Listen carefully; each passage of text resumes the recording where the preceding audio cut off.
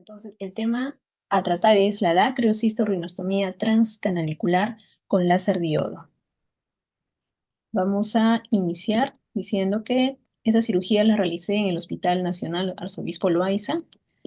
No tengo conflicto de interés. Y mencionarles que es una técnica quirúrgica mínimamente invasiva para el tratamiento de la obstrucción del conducto nasolagrimal mediante láser diodo. Ahora, un poco de historia para saber y recordar que la dacrocistosrinostomía por vía externa clásica fue descrita por primera vez por Totti en 1904.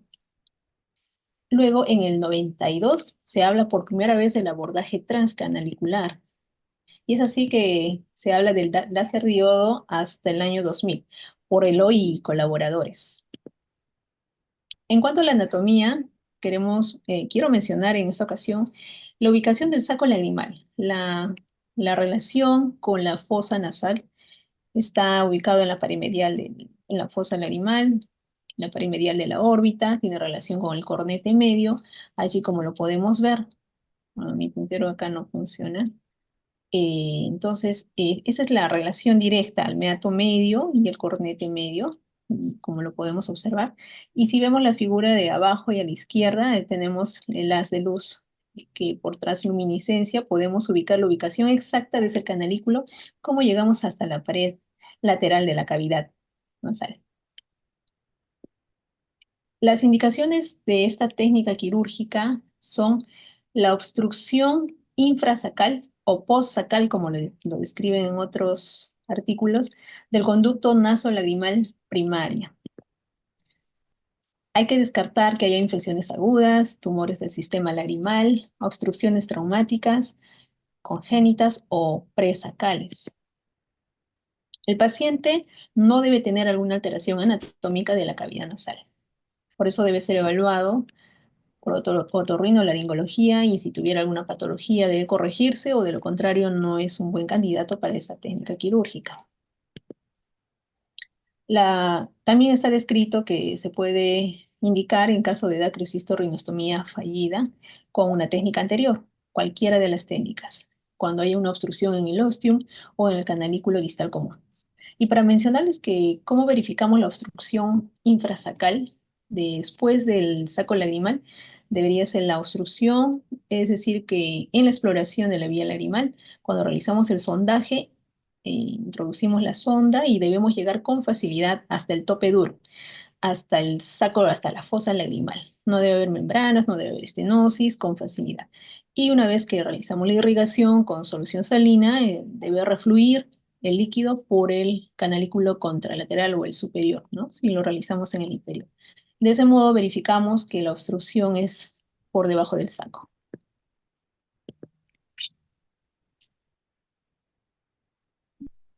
Contraindicaciones, se menciona que son las acrocistitis agudas, obstrucciones congénitas, ausencia de puntos lagrimales, que haya tumores en la vía lagrimal. Para hablar del láser diodo, este es el equipo que muchos de los centros hospitalarios, clínicas cuentan. Acá tenemos la imagen, que sí lo tenemos acá en Perú. Este láser diodo tiene la longitud de onda de 810 nanómetros. Si lo vemos en el espectro de luz visible, estaría por aquí, en esa flechita donde dice láser diodo, muy cerca o en la franja eh, del infrarrojo cercano. El mecanismo de este láser es fototermólisis selectiva y produce vaporización controlada del hueso. En este caso es un tipo ablativo, ¿no? La fototermólisis selectiva tiene afinidad por la melanina, por eso también lo describen para depilación, láser, o incluso es efectivo en la cicloablación del láser porque también tiene cromóforo, hay un pigmento de por medio. Ahora, las ventajas de usar este láser diodo es que hay mínima hemorragia, el daño térmico es limitado y controlado. El láser diodo Fox, ese es el equipo exacto con el que tenemos. Ese equipo es de 810 nanómetros de longitud de onda, fabricado por la compañía alemana ARC Láser, cuenta con fibras y sondas y sus características son estas. Tiene aplicaciones diversas, para fotocoagulación retiniana, dacrocistosrinostomía, para ciclofotocoagulación transescleral. Obviamente, cada indicación tiene diferente potencia que se aplica. En nuestro caso, vamos a aplicarlo a una potencia máxima. Esta potencia de este equipo tiene una máxima de 8 watts.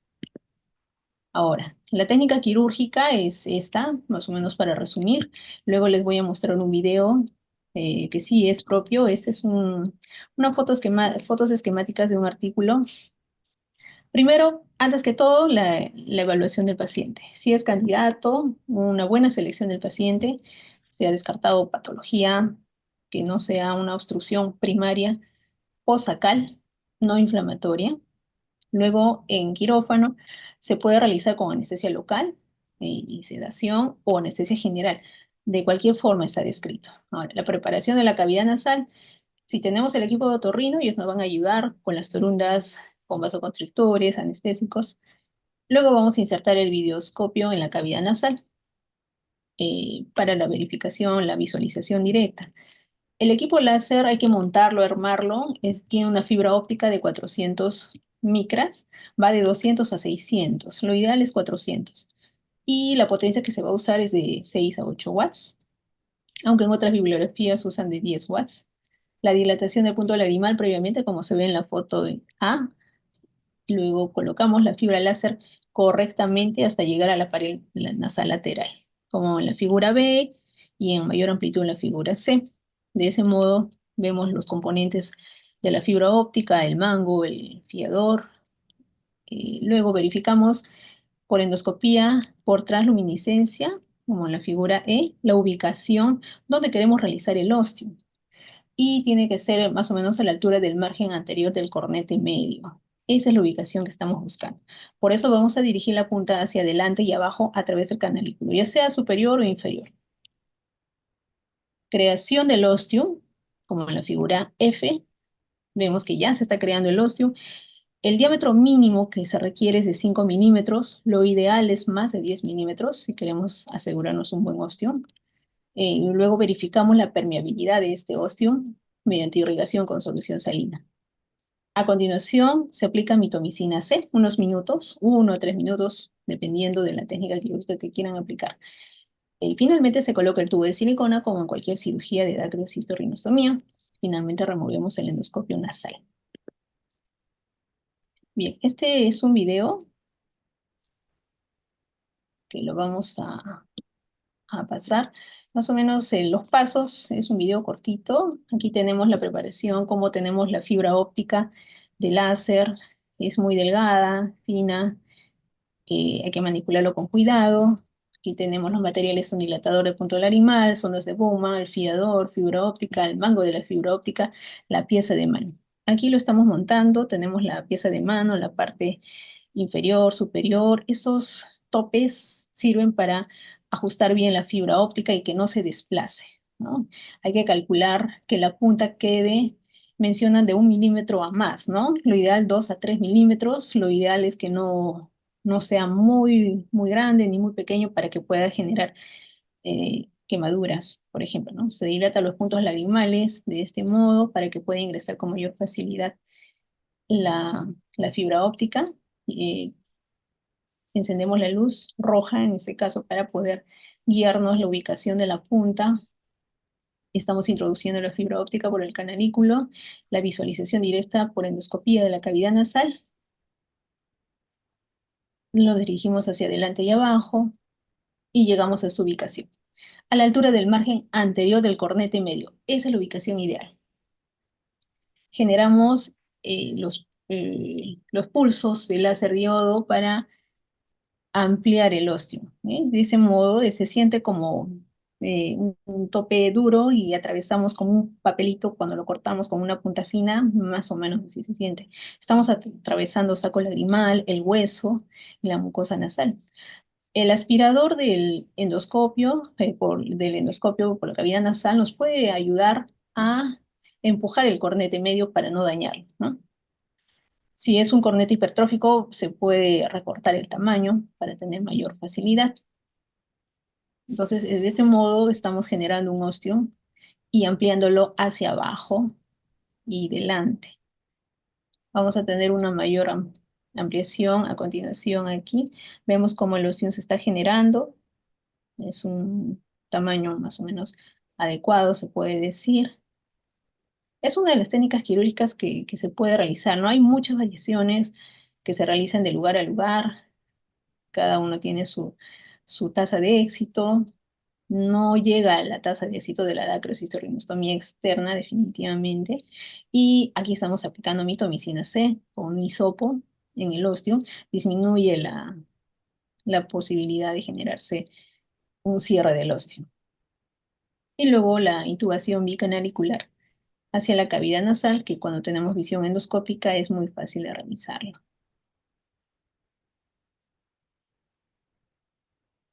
Antes de eso hemos debido verificar la permeabilidad del ostium mediante irrigación. Aquí ya está puesto el tubo de silicona. Y es así como realizamos esta cirugía alternativa. Ahora, las ventajas de este abordaje. No deja cicatriz visible. No hay corte en la piel, por lo tanto, es más estético.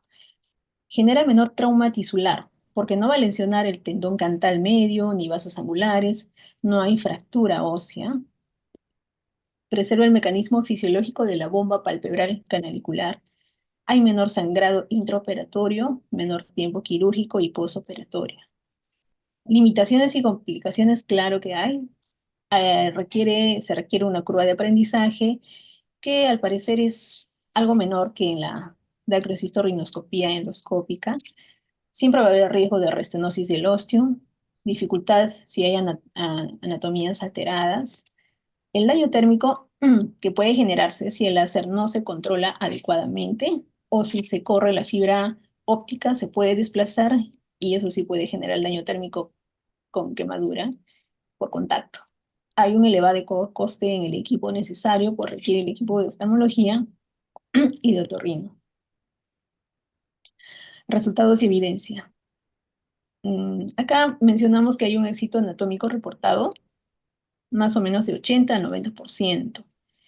El éxito funcional a un año es de 74 a 88%, que no llega al éxito de la dacrocitorrinostomía externa, que es más del 85%.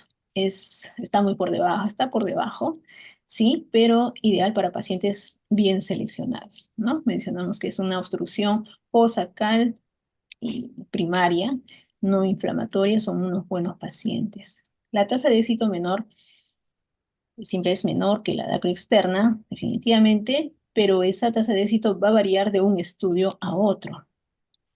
Y aquí lo que mencionamos es que este rango relativamente amplio de resultados, como voy a mencionar a continuación unos pocos estudios, puede deberse a que esta técnica quirúrgica aún no está estandarizada.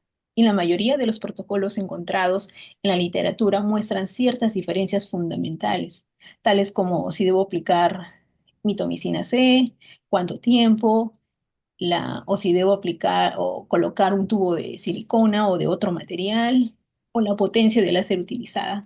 Son variaciones que todos tienen y todos concluyen finalmente que se necesitan más estudios. Este primer artículo, perdón,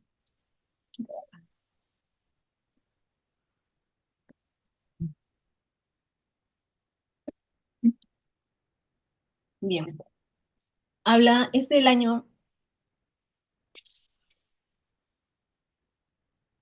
2022. Estudia 300 pacientes y tenemos...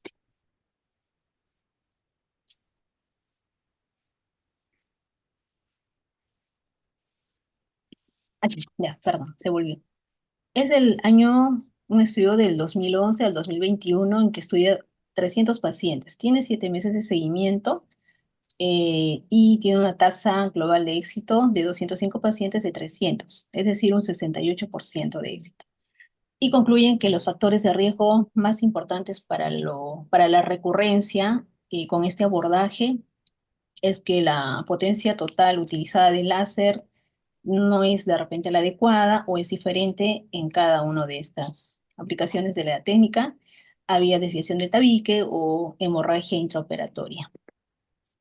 Pero como es una cirugía estética mínimamente invasiva y que tiene un tiempo operatorio corto, ellos dicen que es una muy buena opción en pacientes jóvenes sin patología intranasal ni trastornos de coagulación y pacientes de edad avanzada con riesgo de anestesia general. Ahora, ese otro estudio es del año, por ejemplo, 2021, es de Turquía. Ellos acá estudian los resultados a largo tiempo con esa técnica en una obstrucción de vía lagrimal aislada. Un estudio retrospectivo en la que menciona que la tasa de éxito en estos casos, en este caso va a ser ausencia de epífora posoperatoria, que no haya conjuntivitis o dacriocistitis, que hay una vía lagrimal permeable y hay una satisfacción del paciente. Tuvieron 116 pacientes, perdón, y la edad media fue de 49,6 años. La tasa de éxito fue del 84,5% al primer año. 80,2% en el segundo y 76,7% en el tercer año. Entonces, lo que ellos dicen que esa técnica transcanalicular con láser diodo puede utilizarse para obtener resultados a largo plazo en el tratamiento de la epífora de adultos debido a una obstrucción aislada del conducto nasolagrimal. Y también concluyen que se requieren más estudios. Este último artículo me pareció muy interesante. Es un artículo brasileño del 2017 en que compara la edad, el efecto de la edad en los resultados. Es un estudio retrospectivo, estudiaron 70 ojos, lo dividieron en dos grupos. El grupo 1 tuvo 23,3 años en promedio, más o menos 3,3, y el grupo 2 tuvo 60,3 años de edad, más o menos 7,3.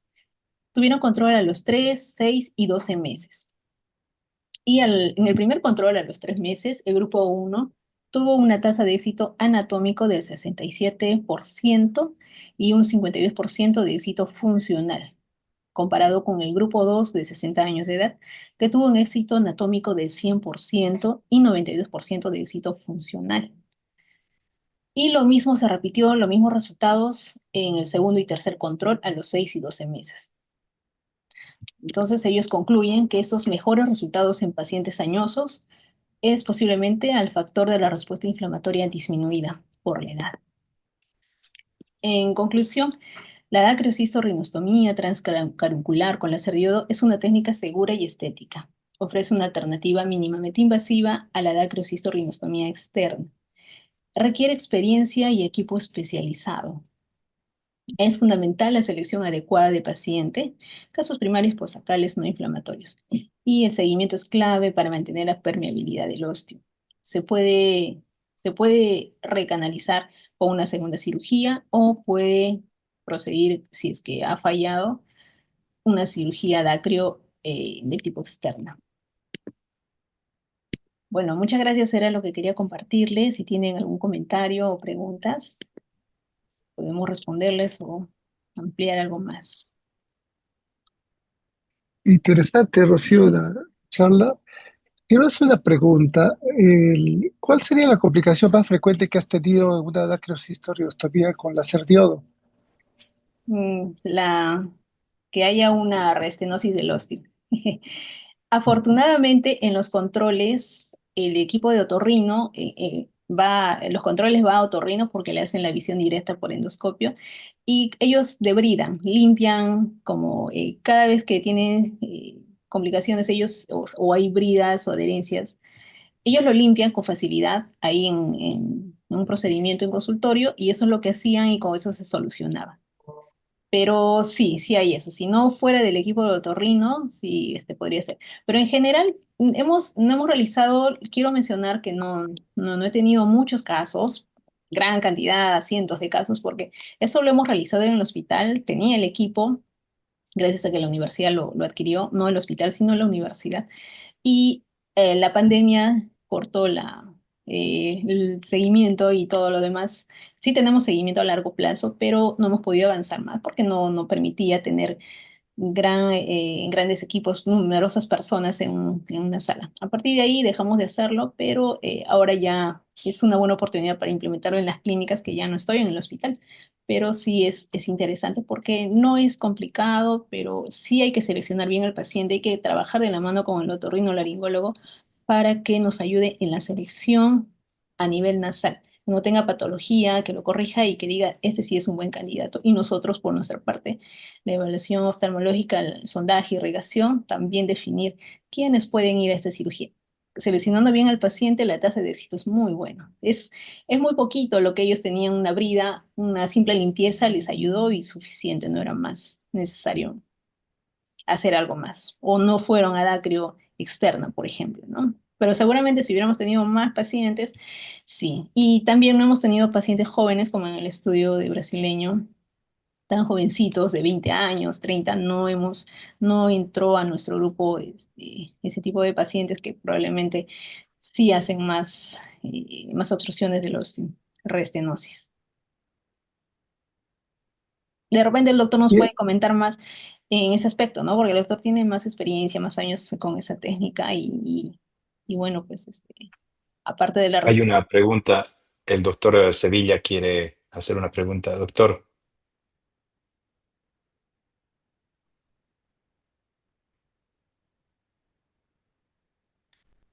está con la mano levantada. Es importante los controles. Sí deben haber controles de esos pacientes de seguimiento, porque ahí es donde se identifican, o sea, un buen tratamiento postoperatorio con colirios, antibióticos, corticoides, por lo menos un mes de corticoides, más tratamiento nasal y igualmente eso va a hacer que no, que haya menos tasa de recurrencia, ¿no? Y en los casos de esta técnica quirúrgica. El seguimiento es básico. Y si algo aparece por allí en el ostium, pues se detecta y se elimina rápidamente. Me parece que también la mitomicina nos ayuda en este sentido, ¿no? Hay estudios que comparan esta técnica quirúrgica con mitomicina y sin mitomicina. Y bueno, no encuentran diferencia significativa. No podemos concluir nada con eso tampoco. Yo un poco comentar lo siguiente. Eh, mi técnica fundamentalmente está basada en la colocación de la sonda de silicón, que sí o sí la tengo que colocar.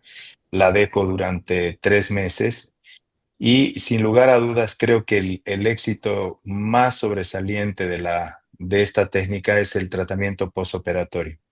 Hay que entender que dentro de esta actividad quirúrgica el láser produce una quemadura y el efecto cicatrizante va a ser inmediato, incluso superando la posibilidad. Helmy dice que en un estudio del 2025 que la mitomicina mejora el 10% la tasa de éxito según los datos y los reportes que da en un trabajo científico con un buen número de pacientes. Creo que el éxito más importante es el tratamiento sostenido, pero es una cicatrización permanente, acechante, y creo que el manejo con corticoterapia posoperatoria es el ideal. Yo utilizo solución salina o utilizo el agua de mar que viene con un producto, no lo voy a hacer, no tengo ningún interés con el Isomar, pero el Isomar lo utilizo con un lavado en la mañana, tarde y noche y a los 6 minutos hago la colocación del corticoide, que es la fluticasona. Utilizo fluticasona nasal y la manejo 3 veces al día también durante los 90 días. Un pub de fluticasona no genera sobredosificaciones ni toxicidad, ni hay un problema muy grande con el manejo de corticoides. Sí, efectivamente es valorar al paciente preoperatoriamente para ver que no sea hipertenso, diabético y no inducir a un desequilibrio. Pero si lo fuese, inclusive se habla con el médico internista para que pueda manejar durante este tiempo en la terapia posoperatoria. De todas maneras, creo que ese ha sido el éxito más grande, el manejo de la sonda de silicón y el utilizar este lavado con el agua de mar y el manejo de la fluticasona. Creo que es el número uno, es más allá de lo que yo les puedo dar el dato más importante. Por otro lado, comentar, doctora Rocío, que yo no utilizo endoscopio. Yo Sí, utilizo directamente, hago la cirugía directamente como si fuera un sondaje lagrimal y me baso, sobre todo, trato de no ser muy brusco al momento de ingresar, tratando de manejar la misma vía y el conducto lacrimonasal hago que sea abierto en campana.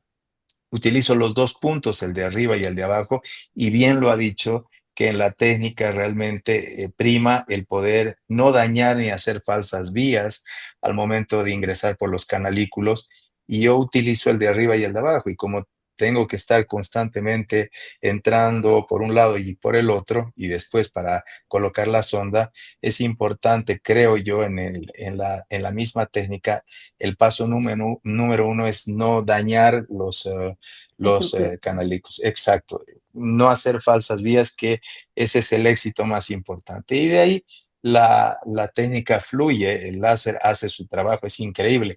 Es tan increíble este láser que hay que tener más bien mucho cuidado.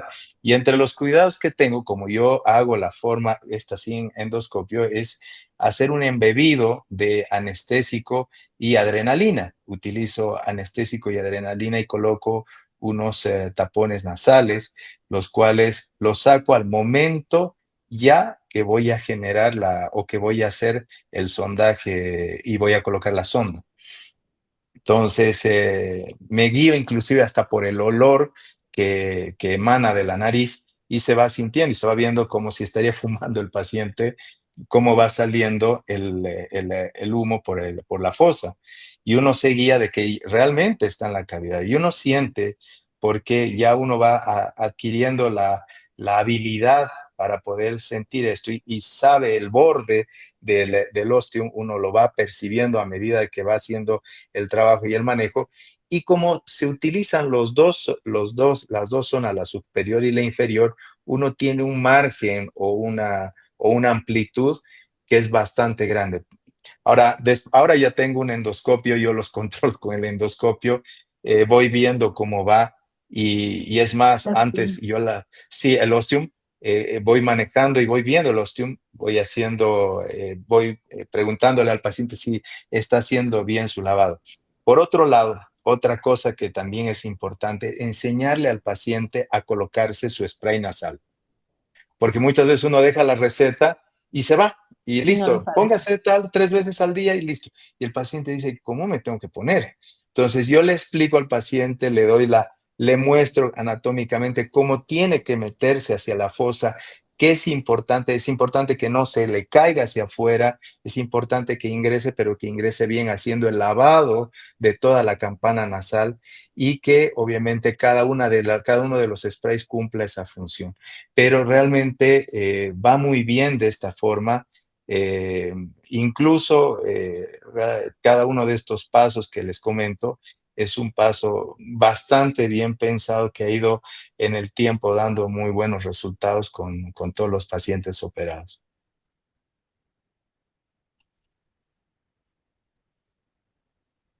Muchas gracias, doctor, por sus aportes.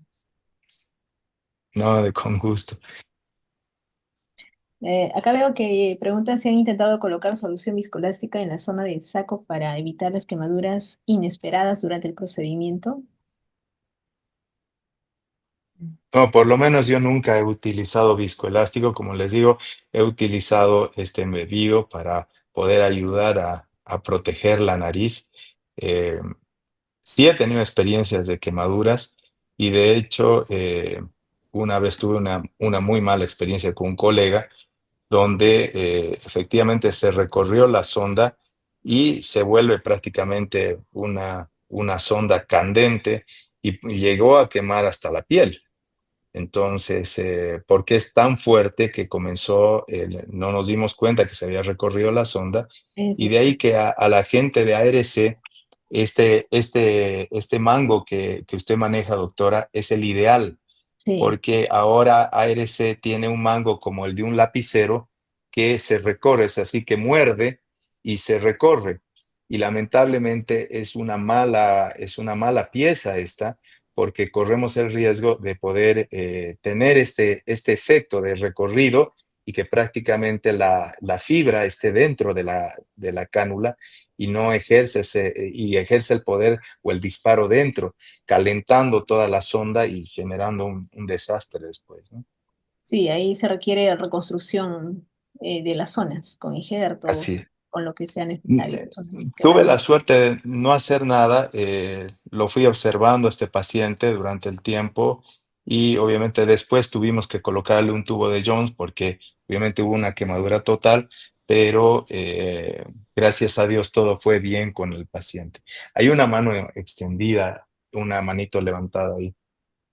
y también pregunta la dilución de mitomicina, doctor. ¿Es diferente a la que usan en glaucoma? ¿Alguna dilución especial que usted use para mitomicina?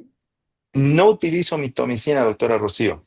Ujú. No Ah, utilizo ya. porque no encontré dentro del grupo de los pacientes. Vi muchas veces el uso como Helmi lo dicen en el estudio del 2025, que ahí le aumenta el 10% de su éxito.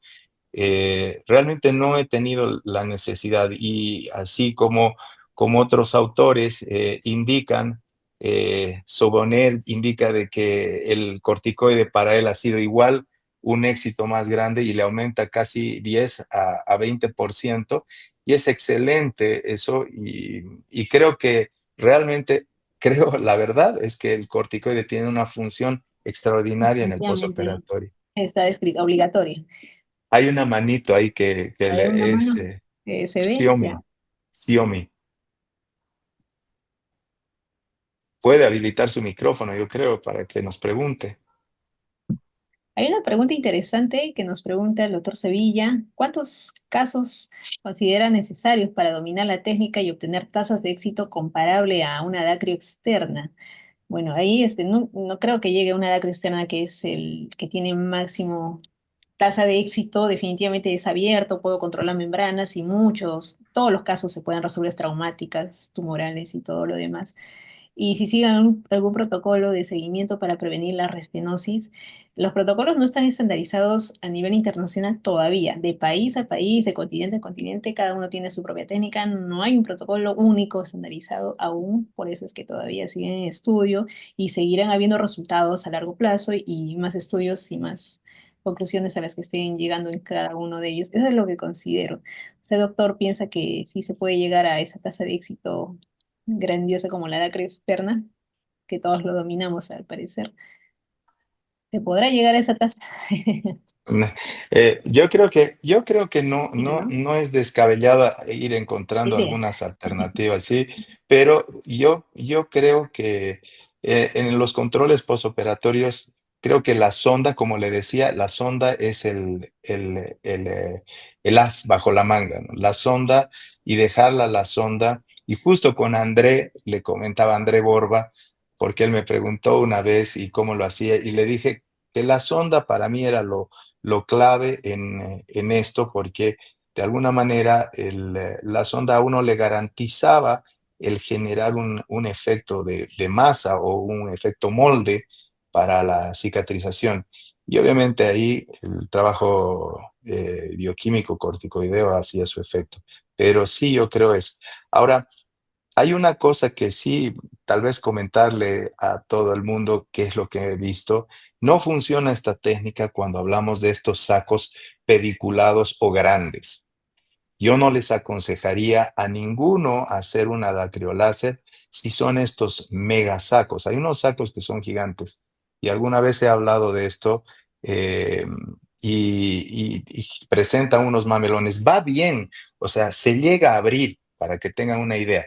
Funciona, se llega a abrir, pero este sáculo o este saco que está dirigido ya sea hacia la parte nasal, hacia la parte posterior, que es como una barriguita, siempre es un reservorio de secreción. Y el paciente tiene permeabilidad, pero aunque no me crean, hay una salida de secreción. Entonces uno agarra, hace un lavado y entra. Y uno dice, caramba, ¿y qué está sucediendo? Entonces, en una dacriografía, cuando uno agarra e introduce, puede observar la presencia de este saco y se dibuja. Lo hemos hecho alguna vez a sugerencia de un colega amigo, el doctor Simon, en Santa Cruz de la Sierra, que él hacía unas dacriografías y me dijo, ¿por qué no les haces para poder ver?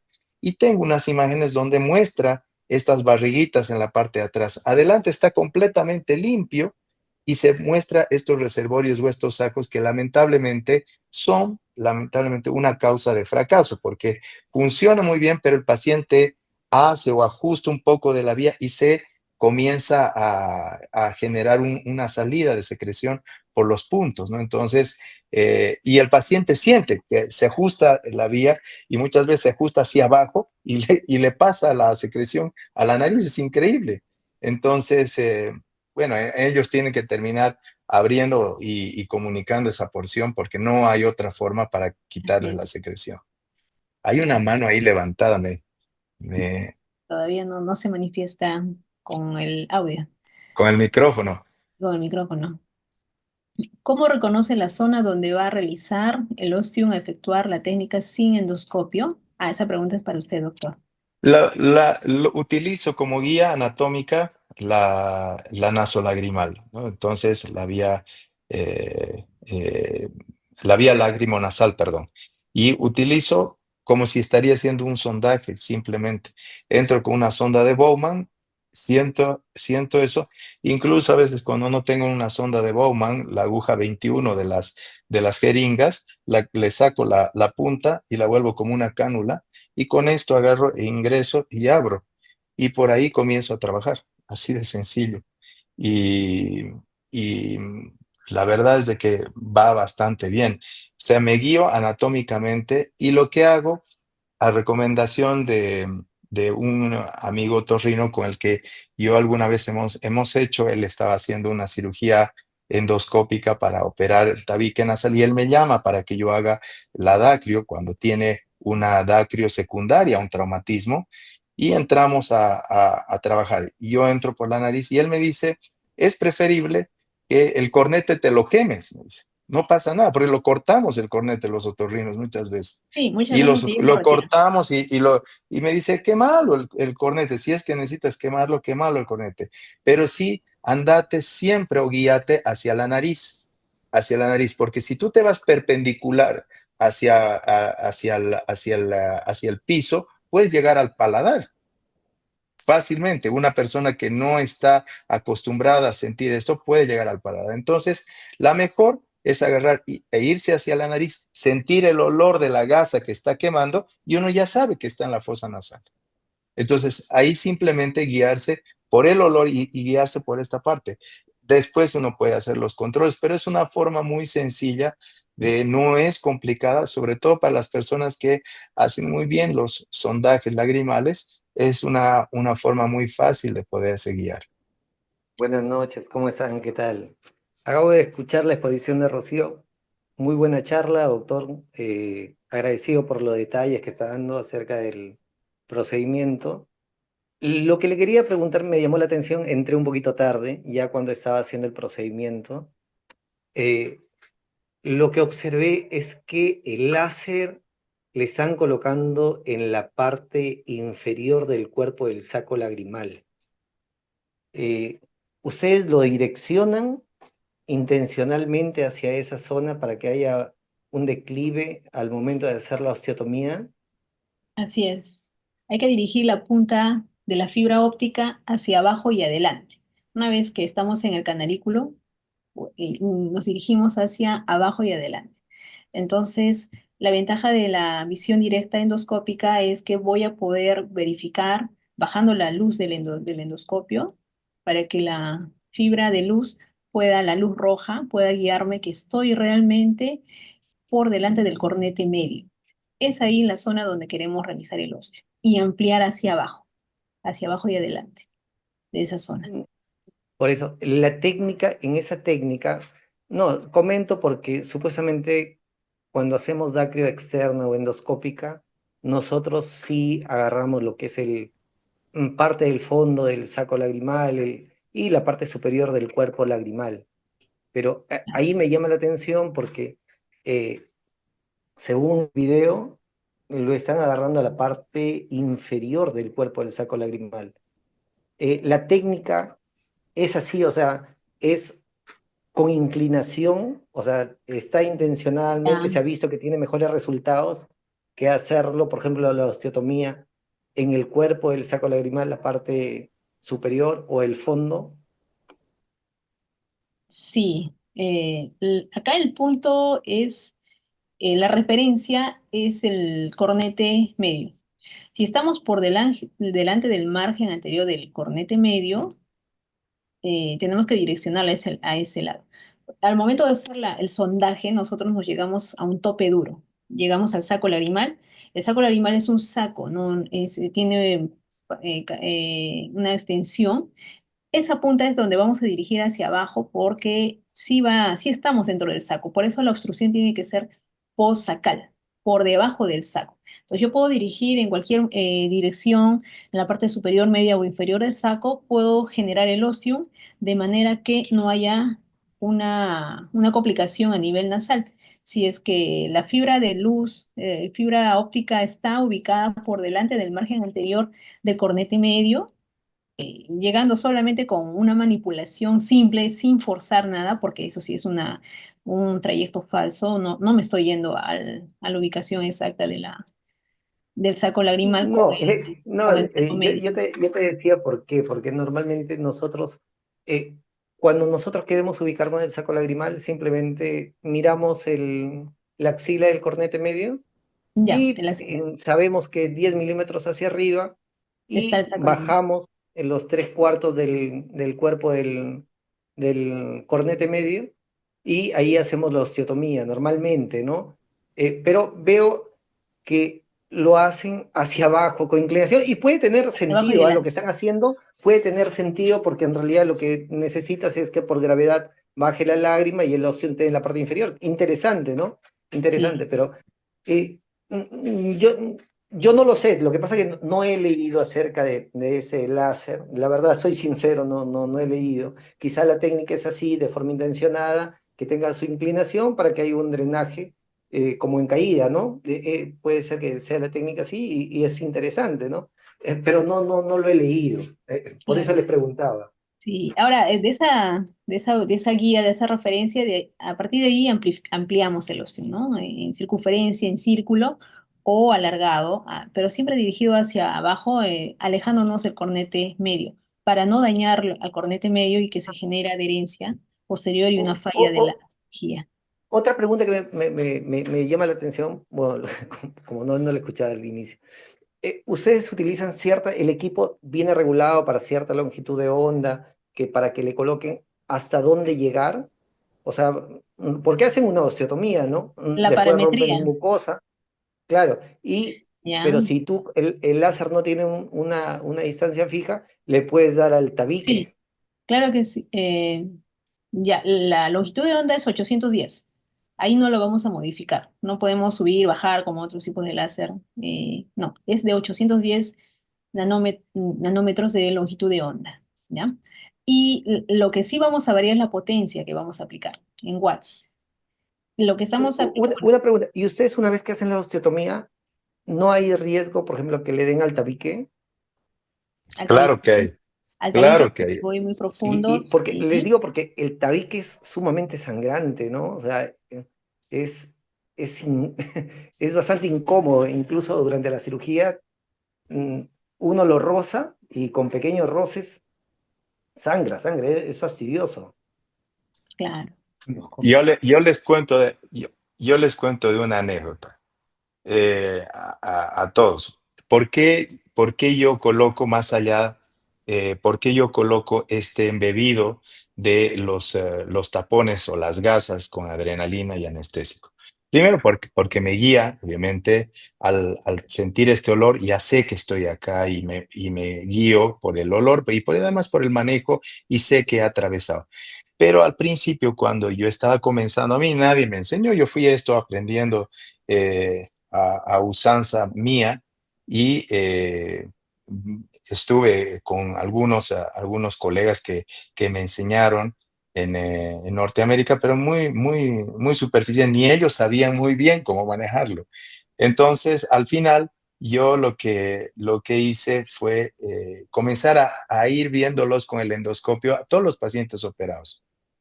Y ese año había operado como 15 pacientes. Tenía 2 pacientes con perforación de tabique, que nunca se sintió, nunca se vio, y simplemente los vi en el control. Lo llamé a mi amigo Torrino porque estaba asustadísimo y le digo, mira, ha pasado esto. Y me dice él, ¿qué tan grande es la perforación? La perforación debe tener alrededor de unos 5 o 7 milímetros. Es un agujerito que va de lado a lado. Tranquilo, me dijo, no pasa nada. Yo pensé que habías destruido todo el tabique central, me dice, ¿no? Entonces, y que estabas con esa situación. No, le dije, es una perforación de ese tamaño, pero me he dado cuenta porque he entrado a verlo al paciente y lo he comenzado a ver ahora que tengo el endoscopio y comencé a verlos a estos pacientes. Y de ahí yo agarré y me coloqué en la cabeza, tengo que controlar esto, porque no, al no ver, obviamente uno tiene la susceptibilidad de poderse pasar cuando uno no está con esta habilidad de poder controlar. Entonces, esto que les estoy hablando debe ser más o menos alrededor de unos 6 años o 7 años atrás. Entonces, y obviamente, ya después de eso se volvió como una rutina el colocar estos tapones nasales para poder evitar la posibilidad de generar un daño en el tabique. Pero sí, susceptiblemente para esta técnica, tanto la guiada con endoscopía no creo que sufra este problema porque uno está viendo hasta dónde va a poder entrar y ya Sí. sabe que uno ha entrado. Pero en esta, que es a ciegas, uno tiene que tener este cuidado y este mecanismo es sumamente útil para poder evitar esa perforación. Doctor, le comento porque le puedo dar un tip quizá a Rocío, porque eh, la verdad que antes de, yo hago dacro endoscópica, pero lo hago generalmente en la parte de mi hospital. Y cada semana hago por lo menos una, veces dos. Pero en el control, yo no tengo un endoscopio en la consulta externa. Y yo decía, trataba de buscar por todas partes si había endoscopio cable. Y la verdad que compré por delivery y tanta cuestión, pero no me sirvió porque no era compatible con el celular. Pero en un congreso, justo alguien, no recuerdo, el expositor de Argentina, me dijo, hey, hay unos tipos lapicero que lo venden en todos los Correcto. países. Y la verdad que eso sí le he conseguido, es compatible con todos los celulares, tanto Android, iPhone, es compatible con todo. Y ahora yo en la consulta externa les hago seguimiento y es un tipo lapicero. Yo digo, para en caso de ustedes que, para mi diagnóstica endoscópica no me sirve mucho para la cirugía, sin embargo, que acabo de ver el video para en caso de ustedes que hacen ese con láser, yo creo que sí les serviría ese lapicero porque pueden observar el cornete medio, pueden observar, aplican su láser y pueden estar observando simplemente, como no tienen que meter otro dispositivo, simplemente observan por dónde están haciendo el agujero, ¿no? O sea, yo creo que les serviría, y lo venden acá, por ejemplo, acá en el Perú lo venden, en Mercado Libre lo venden, son tipo de lapiceros, de acá le voy a pasar Sí, el dato en el fellow y teníamos en vía Larimal a todos los controles de Dacrio externa el endoscopio directo que lo veíamos, introducimos por la cavidad nasal, incluso para retirar el tubo cuando se salía el punto, agarramos, vemos directamente, no necesitamos celular, vemos todo el osteo, lo que se puede ver, no es un endoscopio propiamente quirúrgico, pero sí sirve bastante, es portátil y se vende también. Y todo el palo lo hemos hecho así, ¿no? Verificando el osteo o cogiendo el cabo del tubo de silicona. Y también respondiendo a lo que dice el doctor Velasco, preguntó cuánto tiempo dejamos el tubo. Bueno, lo dejo un mes, máximo 2 meses. Mientras menos tiempo, mejor. El tubo de silicona. Ahora, con la visión directa por endoscopio, sí, al momento de realizar el ostium, la mano tiene que ser muy, muy suave, muy delicada. Al momento de que cuando siento que atraviesa la estructura ósea, que es más duro, no puedo avanzar más. Tengo que solamente atravesar y apenas lo atravieso, retiro. Atravieso, retiro. Es muy fino el movimiento. No me puedo ir más allá, ¿no? primero lastimaría el cornete antes que el tabique, si fuera el caso, pero que se puede corregir con la visión directa por endoscopio. Y por otro lado, también tenemos instrumentos otorrinolaringológicos que nos permiten empujar el cornete o poner un tope para al momento de hacer el ostium no irnos más allá y no dañar el cornete. El mismo aspirador del humo, eso nos sirve para empujar el cornete y seguir avanzando con más tranquilidad. Pero es muy fino el movimiento que se realiza para generar el ostium. Así que con esto hay menos posibilidad de daño más allá, ¿no? Es más sencillo, más seguro. Correcto. Y esto que comenta el doctor, con esto de la tecnología, efectivamente esos lapiceros yo los conozco. Tengo un colega con el que opero en el hospital que es muy inquieto él y le gusta ver, averiguar y demás. Y sí, efectivamente, eh, él me consiguió ese lapicero y lo hemos utilizado para ver y me decía intraoperatoriamente, ¿no? Y lo colocaba. Es genial. Hay un montón, hay dispositivos que se conectan al iPhone, y es realmente una maravilla. Hay cada cosa que va saliendo y uno lo encuentra así en Mercado Libre o en Amazon y uno lo pide y le llega. Pero sí, realmente es importante una evaluación posoperatoria. Ahora, en relación a lo que decía, a lo que preguntaba Pepito, yo no tengo problema de dejar los 90 días la sonda. De hecho, yo hago la evaluación de los pacientes mensualmente hasta el retiro de la sonda al día 90 o a veces lo dejo y los dejo con el lavado un mes más con el lavado y el corticoide los dejo un mes más a los pacientes después de su retiro. Antes yo lo que hacía era sacarles por el mismo punto, los rotaba porque le doy 3 puntos a sugerencia de Pepito, justo cuando una vez conversamos con Pepe, él me decía, yo le dejo 3 puntos y lo saco por el... Yo también lo sacaba, pero yo dejaba más nudos a la sonda, ahora les dejo 3 y listo, suficiente, con los 3 se queda y bueno, antes la sacaba por el punto por arriba, pero ahora es mucho más fácil sacarlos por abajo. Le corto arriba y la estiro la sonda porque se la ve como están con un constante lavado de la nariz, es una nariz limpiecita.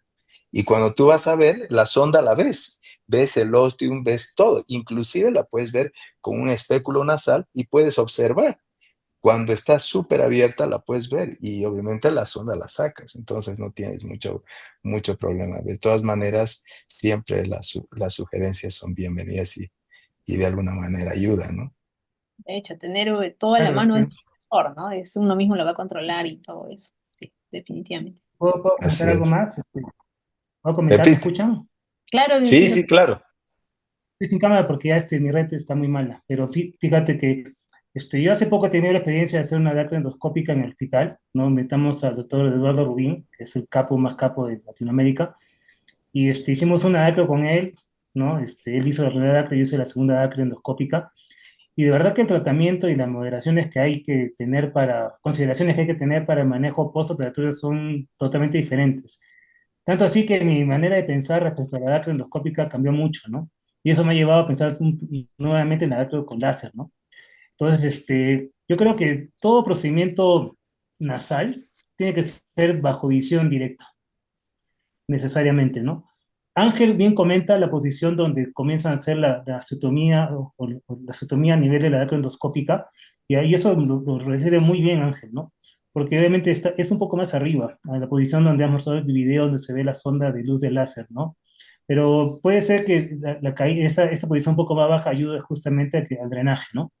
Los lavados, como dice Eduardo Rubín, los otorrinos con que estamos controlando en el Loaiza, donde también aprendió Rocío, pues los hacemos son diarios, ¿no? Y los controles son semanales donde se hace curaciones, ¿no? O sea, necesariamente el oftalmólogo que quiera hacer esto tiene que empaparse en endoscopía nasal, porque vas a tener mejores resultados, vas a poder ver mejor las cosas, ¿no? Si tienes un cornete que esté yéndose hacia el ostium que has fabricado, pues lo tienes que tratar, ¿no? No lo puedes dejar así nomás. Y el tratamiento postoperatorio, pues sí, es muy diferente al tratamiento de las dacros externas. O sea, realmente uno operaba y dejaba pues que la nariz se cure sola, ¿no? Pero yo creo que actualmente eso ya no es, ¿no? Tenemos que cambiar todo eso, ¿no? Actualmente en el hospital, las dactos externas inclusive lo manejamos como si fuesen endoscópicas, ¿no? Y tenemos un endoscopio portátil en el hospital, y yo compré también internacionalmente, compré internacional, y ahí estamos viendo todas las narices que hemos operado, pues, ¿no? Nos encontramos con muchas sorpresas ahora, ¿no?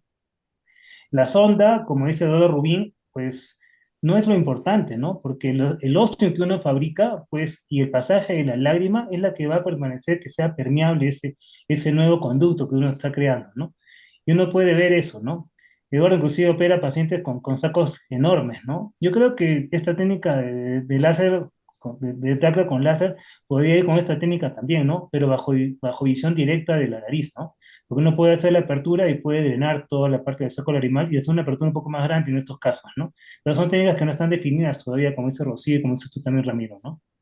Es muy interesante, yo creo que tenemos la parte, tenemos como para poder hacer muchas cosas con este láser de CO2, ¿no? Con este láser Fox, perdón. Sí. Ahora cada vez más el oftalmólogo tiene conocimiento y maneja la cavidad nasal, el endoscopio.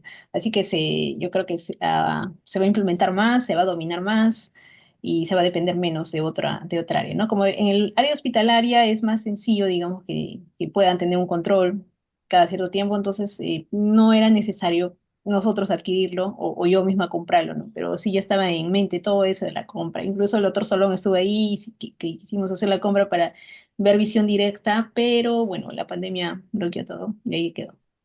Pero sí, sí, es necesario.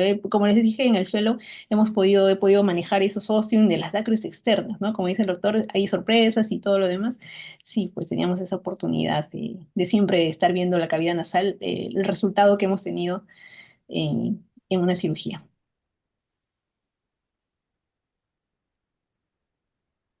¿Alguna otra pregunta? De repente, doctor Woman, Claro, algo más que...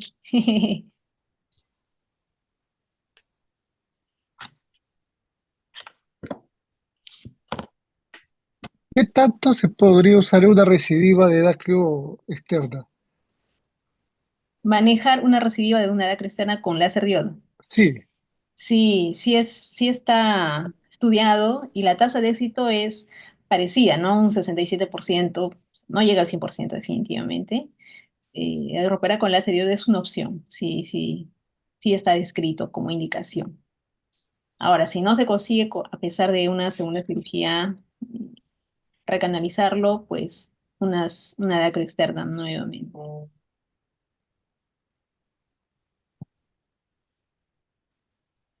creo que ya no hay más preguntas. Sí, está muy Y la bonito el hora, tema y, y la hora nos gana. sí, Pero el oftalmólogo cada vez más conoce la cavidad nasal y el endoscopio, así que yo creo que ya vamos para adelante. Acá sí, va a poder avanzar es, y tendrá más es el datos. futuro. Sí. Bueno, entonces, quiero agradecer pues a la doctora Rocío Charca y al doctor Ramiro Aguilar por brindarnos su tiempo y compartirlos con su experiencia con nosotros. Quedamos muy agradecidos. Hasta una próxima oportunidad. encantado, Muchas gracias por la gracias. oportunidad. Gracias Gracias, a doctor ustedes. Ramiro. A Sí, ustedes, Ramiro, gracias, gracias. gracias a toda la sociedad peruana, realmente son hermanos y los llevo en el corazón, ¿no? Y ojalá podamos vernos nuevamente para tocar este tema que es apasionante.